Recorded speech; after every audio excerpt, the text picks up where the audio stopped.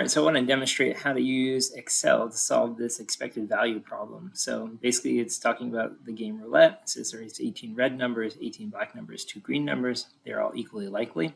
If a person makes a $5 bet on red to come out and a red number comes out, he or she will make a profit of $5. If another color comes out, the person loses the original $5 bet. What is the expected value for the bet? Okay, so I just want to show you how you can use an Excel spreadsheet to solve this.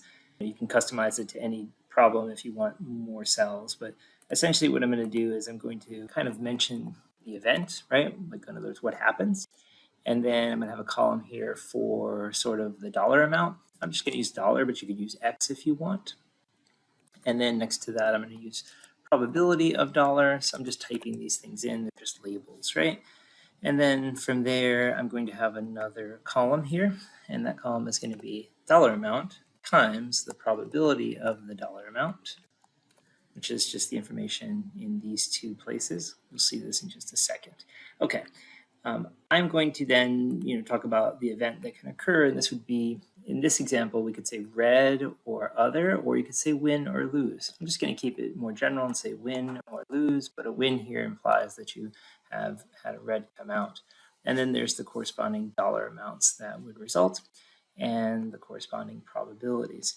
Okay, so I'm just going to create a little grid system here I'm going to select this border and create all borders, just so we have a little bit of a kind of a table formed. I'm going to click bold to make that bold. Now, so win or lose is just a different scenario. So what would a win, and unfortunately Excel can't do this part for you, right? It can't tell you how to do the thinking part, so let's do this together. What would a win imply? Well, it means that red came out on the wheel and you would make a profit of $5, right? So they actually returned to you 10, but you spent 5 to make the bet, so they give you 10, you've only made $5 profit. Okay, so let's make that positive 5. Okay, so there's a plus 5 for that. What happens if you lose? Well, when you lose, the dollar amount that occurs to you is a loss of your $5 originally, so I'm going to put a minus 5, just using the keypad. Okay, so we have 5 and minus 5. Then we can come over here and talk about the probability. So the probability isn't expressed explicitly here. We have to kind of think about it. So what you want to realize is that the probability is based on just number of over total. What I mean by that is number of options or ways to win, right? Or number of spaces that could make you win divided by the total number of spaces available.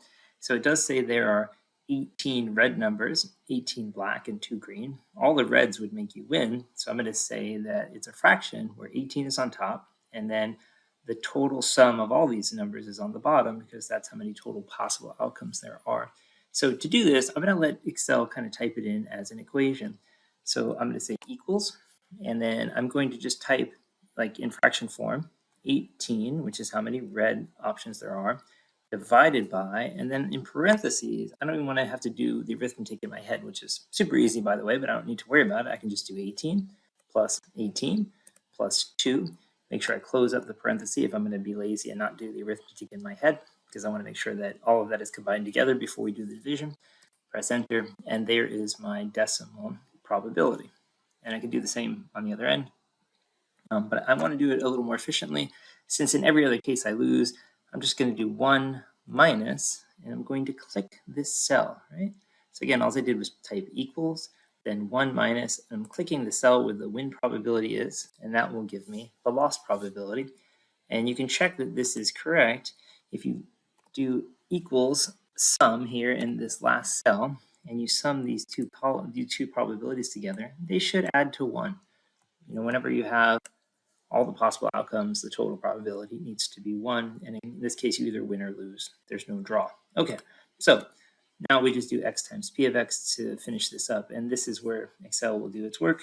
We just do equals, and we're going to click the dollar, and then literally copy the formula above times the probability, right? So click these two cells, make them multiply, and there's that part.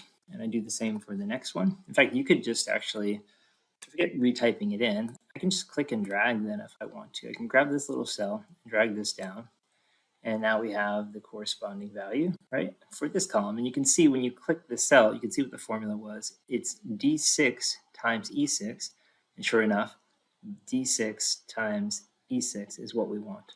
And then lastly, again, we need to sum. And by the way, we've already done this too. We summed the probabilities. So I can drag this over here to get the sum. That's what we're looking for. Expected value is the sum, right? So what I want to do is just drag this over. And now this cell represents the sum of the dollar times probability of dollars, which is the same as the expected value in this context. Or in other words, it's the sum of x times the probability of x. And that is the answer. And again, you can see that that's what it did. It summed cells F5 and F6, F5 and 6, which is what we wanted. So this is the essentially dollar amount or the answer for us. So it looks like, again, since these were in dollars, these amounts, then this is a loss of basically like 26 cents, right? And again, you can actually format the cell. I'm going to right click on it, come down here, and I'm going to format the cells. I'll go down to currency. So I'll click currency. I'll tell it I want 2 decimal places. Click OK. And now we have it in actual dollars. So there's our answer. I can even highlight it to make it look pretty. All right, so that's how you could use Excel to fill out an expected value table. Of course, most of the work is really being done in your head to create the table. But ultimately you're using Excel like a calculator here. But it does create a template that you could reuse. So you could, if it's a simple win-loss type game, you could swap out the dollar amounts, swap out the probabilities, and have it work for a bunch of different problems. So it is nice in that sense.